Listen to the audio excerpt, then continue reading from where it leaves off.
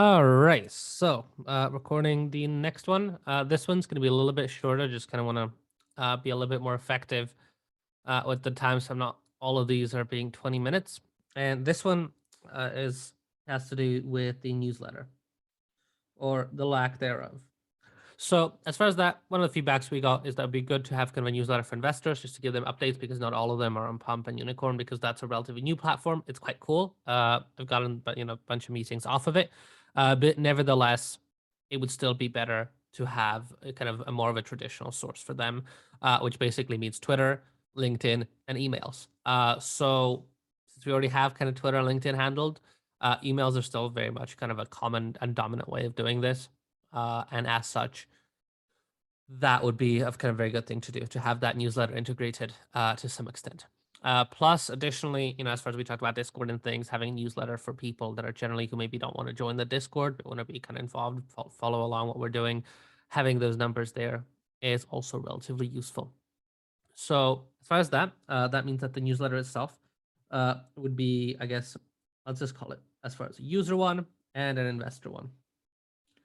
Now, what we can do is we can even, we can have an open access to the investor one, right? Doesn't mean that, oh, it's only for investors. We don't want normal people to know about this. No, who gives a shit, right? Like but they're gonna be open, and if investors want to join, go and subscribe to the user one, then they can. But the big things is that the investor one will be a little bit more of a kind of we start that now or like relatively soon. Meanwhile, sorry about that. Well, the user one is something that we should do, but that is not like the immediate need. So the main focus of the suggestion is the investor one. So that's what I'm going to focus on. But just a few quick notes. Basically, it's about updates on fair. It's for the kind of platform entrance. So people who want to entrance. So want to start with the platform as opposed to going through that Discord side. It would probably be once a month. Once a month. And basically, well, as far as planning, so we'll start once new website is done, just to give us a little bit of a buffer because there's so many changes and new things. We don't want to be trying to do a million things at the same time and then not do any of them. Now, the investor one, that's a lot more interesting. We're going to try to do that sooner. So it's going to be, again, also about once a month. Now, if there's some massive thing like, ooh, we closed our first $1 million or whatever, right? Like we can do kind of a, I guess, mission critical update, got it now, whatever. But like the main point is it's about once a month and it basically conveys key data. So that's basically kind of the data which indicates product market fit being tested and shows. So, or also whatever else we're doing. So obviously growth is the big one. So obviously engage user metrics. If we show that, that's kind of a big one there. Any kind of pivots. So for example, like the series of adjustments we're doing here, if we had a newsletter already, that would be there. Any kind of progress towards key goals. So that would be product market fit.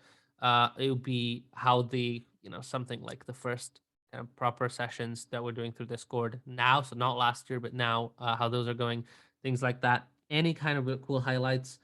So anything cool we close, any kind of interactions, any kind of deals, stuff like that. And then one that's more specific, it's to fundraising. It's potentially any kind of fundraising updates, right? Let me put that in fundraising updates.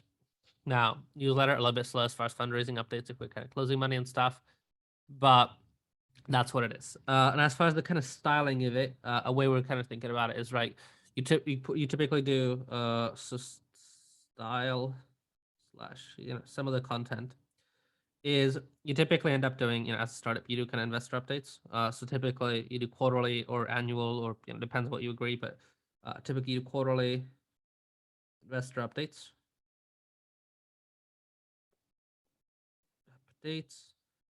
So it would kind of be, styled like that.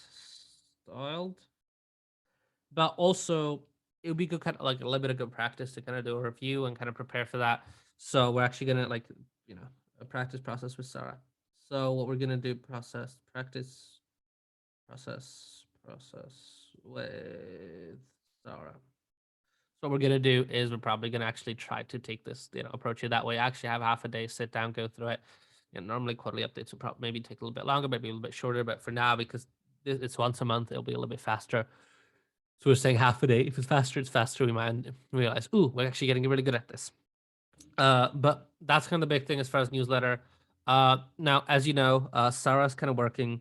Let me just take all this. So the first website we kind of built a lot of that ourselves. We do have a lot of it kind of integrate into the platform, so that's as we continue building that, so that's good. But just for the sake of speed of getting the designs in, we are just dealing with a little bit of Webflow shit for the website just to get that out of the way. Which means for that side of it, it's just easier to integrate MailChimp for the investor one. So we're probably going to be using MailChimp for that. We can use it for very small amounts, super, super cheap. So that's just kind of a last note there. I wanted to mention that obviously everything we built out, we're still using that. But as far as the website being kind of redesigned, because a lot of that is primarily front end stuff. It's not like we're changing a ton on the back end. Majority of those features are kind of implemented. It's just the front end that's kind of lacking. We need to update that. So it's very easy to kind of do a lot of that through Webflow and then just finish off certain parts.